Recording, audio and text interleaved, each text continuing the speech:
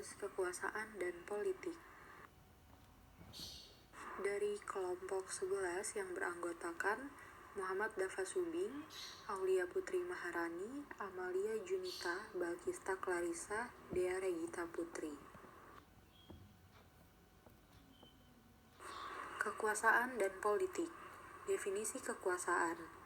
Kekuasaan adalah kapasitas atau power yang dimiliki A untuk memengaruhi perilaku B, sehingga B melakukan hal tersebut sesuai dengan keinginan A, yang biasanya kekuasaan digunakan para pemimpin sebagai sarana untuk memperoleh tujuan kelompok. Kategori kekuasaan. Terdapat 4 kategori kekuasaan. Yang pertama, kekuasaan formal. Kekuasaan formal didasarkan pada posisi seorang individu di dalam organisasi.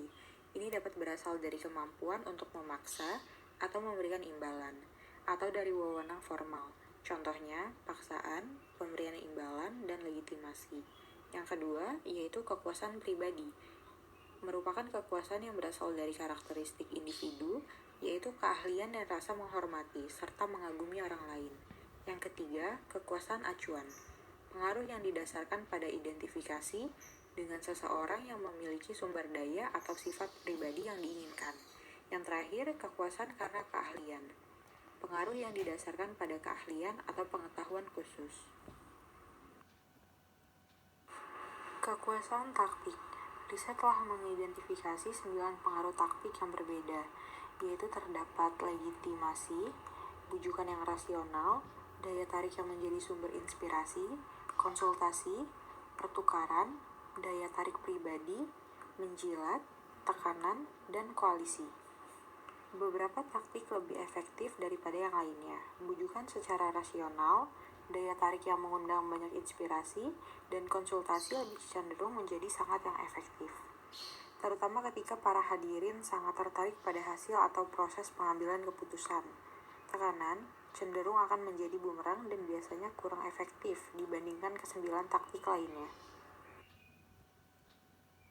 Bagaimana kekuasaan dapat memengaruhi orang-orang? Riset menyarankan bahwa kekuasaan tidak hanya dapat mengarahkan orang untuk menitik beratkan pada kepentingan mereka sendiri karena mereka mampu, tetapi juga karena dapat membebaskan orang untuk berfokus ke arah dalam dan menuju ke tempat yang beratnya lebih tinggi pada tujuan dan kepentingan mereka. Orang berkuasa yang bereaksi terutama secara negatif terhadap segala bentuk ancaman bagi kompetensi mereka. Mereka lebih bersedia untuk mencemarkan nama baik orang lainnya. Orang-orang dengan kekuasaan tersebut lebih cenderung untuk mengambil keputusan yang menguntungkan kepentingan dirinya sendiri ketika berhadapan dengan risiko moral. Pelecehan seksual. Kekuasaan yang tidak seimbang di tempat kerja. Beberapa cara yang dapat dilakukan oleh para manajer agar dapat melindungi diri sendiri dan para pekerja dari pelecehan seksual, yaitu yang pertama, memastikan suatu kebijakan aktif yang mendefinisikan apa yang merupakan pelecehan seksual. Misalnya dengan mengumumkan pemutusan hubungan kerja bagi orang yang melakukan pelecehan seksual terhadap pekerja lainnya. Yang kedua adalah meyakinkan para pekerja bahwa mereka tidak akan berhadapan dengan pembalasan jika mereka menyampaikan pendapat.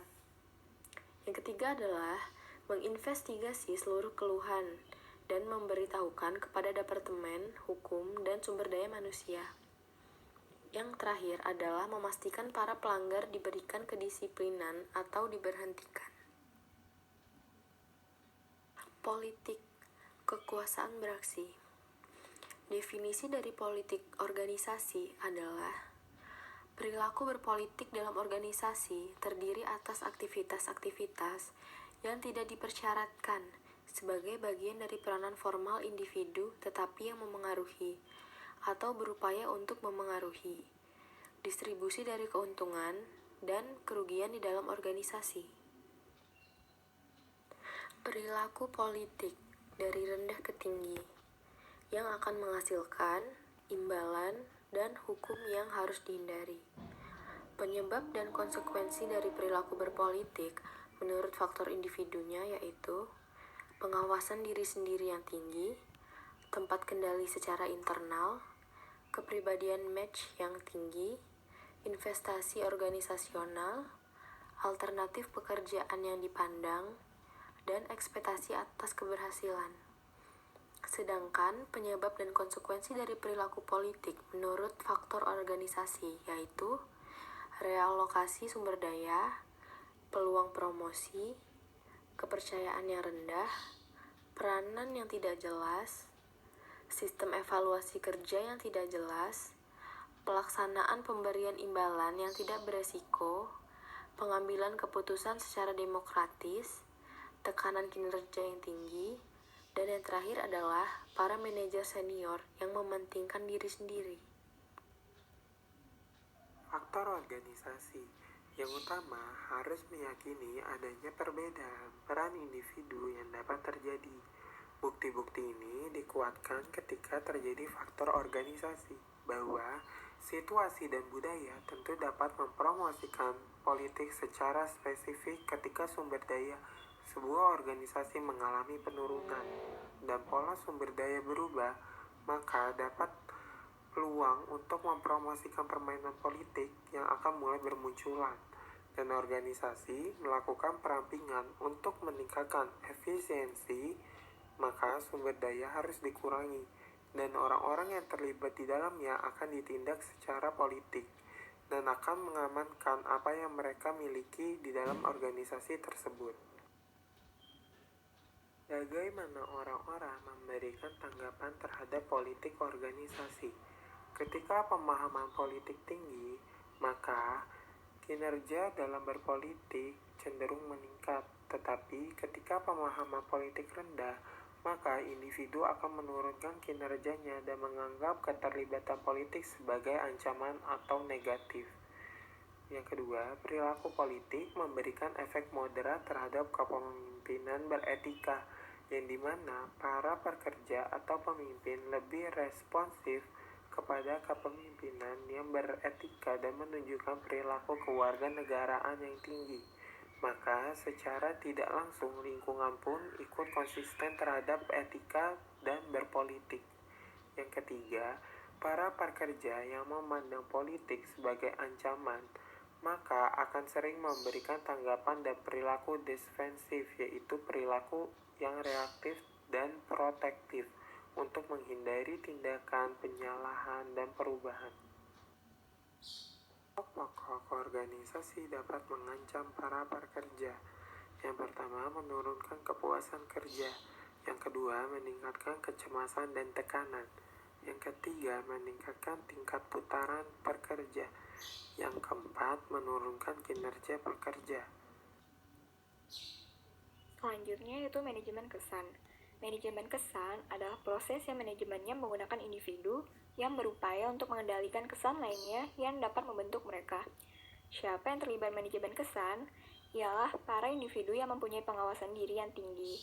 Sedangkan bagi para pengawasan diri rendah, pasti akan menampilkan citra diri mereka sendiri yang konsisten dengan kepribadian tanpa memperhatikan efek yang menguntungkan dan merugikan.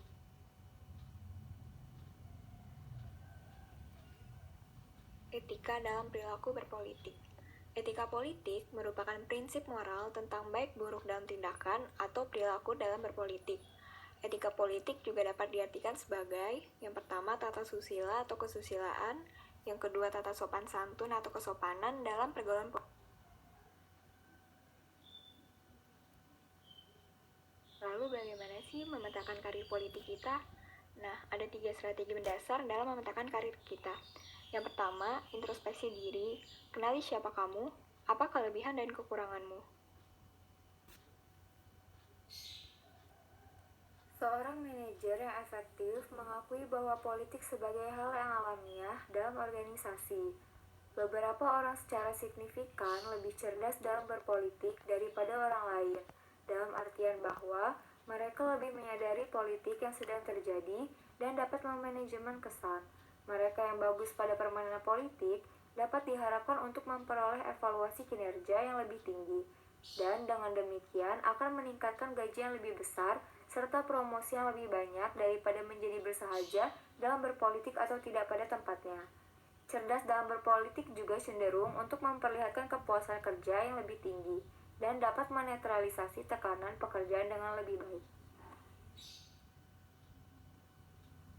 Implikasi untuk para manajer. Yang pertama, sebagai seorang manajer yang ingin memaksimalkan kekuasaan Anda, maka Anda juga ingin meningkatkan ketergantungan orang lain terhadap Anda. Yang kedua, Anda tidak akan sendirian dalam upaya membangun basis kekuasaan Anda.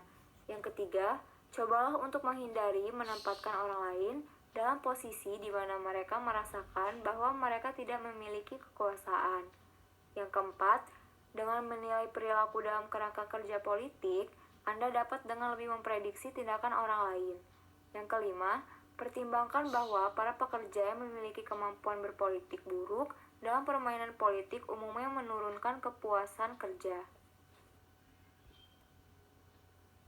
Demikian presentasi dari kelompok kami. Terima kasih. Wassalamualaikum warahmatullahi wabarakatuh.